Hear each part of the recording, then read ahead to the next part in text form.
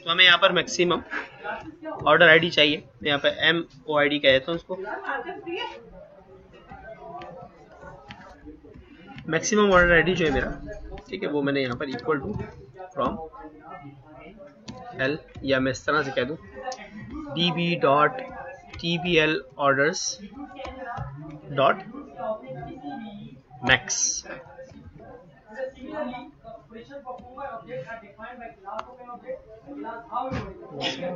Maximum order ID, ये हमने maximum ID उठा ली। और प्रोडक्ट जो मेरे पास सारी मेरे ओके के अंदर सी वाली लिस्ट में, उनके साथ मैंने ज्वाइन किया TBL प्रोडक्ट से, और प्रोडक्ट का नाम, प्रोडक्ट की प्राइस और प्रोडक्ट की क्वांटिटी मैंने जमा कर ली। अब मैं जो लूप चलाऊंगा वो बजाय ओके में चलाने के मैं प्रो पर चला लूँ, ठीक है। और प्रो पर लूप चलाने के बाद अब मैं यहाँ पर OD के अंदर ऑर्डर की आईडी में मैं पास कर दूंगा मेरा MOID, मैक्सिमम ऑर्डर आईडी, ठीक है, ओके। तो मैं उसको इंटीजर कर चुका हूँ, कोई इशू नहीं है। अच्छा, OD कन्फ्लिक्ट कर रहा है, तो मैंने ऑर्डर डिटेल है, तो मैंने कहा भाई ऑर्डर डिटेल, सही पूरा लिख दिया मैंने। ऑर्डर डिटेल्स के साथ मैंने कहा भाई प्रोडक्ट की आईडी कि कौन सा वो प्रोडक्ट है, ठीक है। तो वो तो मेरे पास ऑलरेडी यहाँ पर सॉरी, प्रोडक्ट का नाम नहीं, आईडी चाहिए थी हमें। तो यहाँ पर मेरे पास प्रो के अंदर डॉट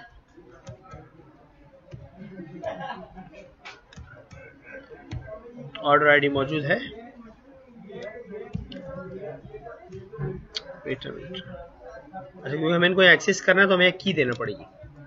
तो यहाँ पर हम कुछ कीज बना लेते हैं कैपिटल के साथ ना। ये PID ये है, ठीक है जी, और P प्राइस ये है,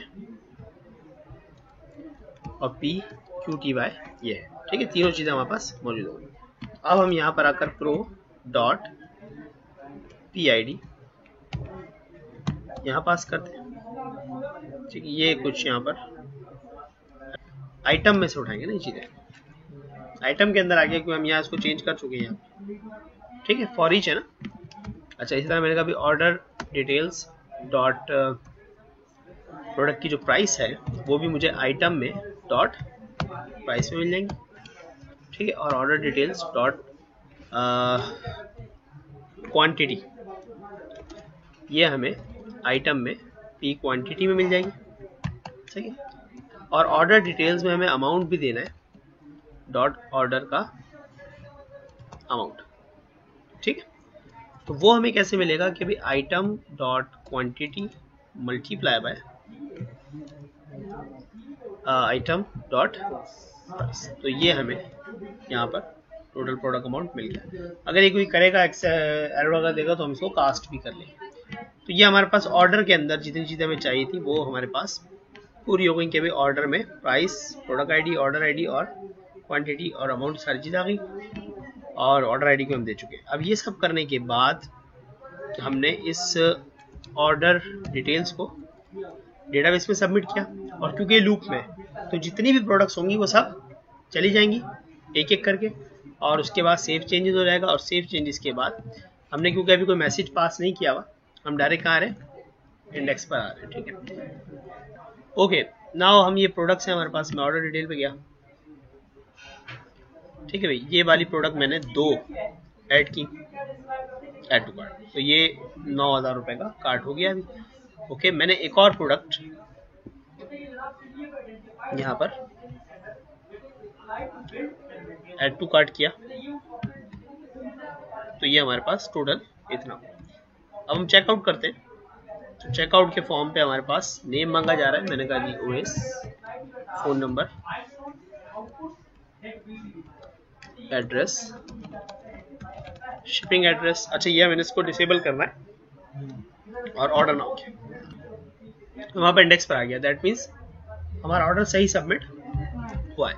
फॉर चेकिंग पर्पज हम डेटाबेस में जाते हैं, सबसे पहले तो हम ऑर्डर्स देखते हैं, एक नया ऑर्डर आया, एग्जीक्यूट किया तो ये ऑर्डर आ गया, ठीक है, बिल्कुल अमाउंट भी सही आ गया, ओके। उसके बाद हम ऑर्डर डिटेल में जाते हैं कि ऑर्डर नंबर 2 की डिटेल क्या है। तो ऑर्डर नंबर 2 में हमारे पास प्रोडक्ट आईडी 2 आई है, ऑर्डर आईडी 1 आई है, क्वांटिटी बनाई है और प्रोडक्ट एक आई है। अच्छा, मेरा जहाँ तक ख्याल है हमने 2 प्रोडक्ट सबमिट की थी ना, देख लेते। अच्छा, तो हुआ ये क्योंकि वो सेव चेंजेस हमने नहीं किया था, इसलिए ऑर्डर आईडी अपग्रेड नहीं हो पा रही थी, तो हमने पहले सेव चेंजेस किया, फिर मैक्सिमम ऑर्डर आईडी उठाई, उसके बाद हमने ज्वाइन किया, ज्वाइन करके हमने लूप चलाया और लूप के अंदर ही जब प्रोडक्ट इंसर्ट हुई तो हमने सेव चेंजेस कर दिया ताकि हैंड टू हैंड काम हो जाए। ठीक है, क्योंकि आप अगर इस चीज़ में परेशान है कि भाई कितनी बार इंसर्ट होगा या क्या होगा, तो एक्चुअली आप कितने बड़ा ऑर्डर करें, 10-12 से ज़्यादा तो ऑर्डर नहीं होता ना प्रोडक्ट्स को। ठीक है, तो डेफिनेटली ये ओके काम कर रहा होगा।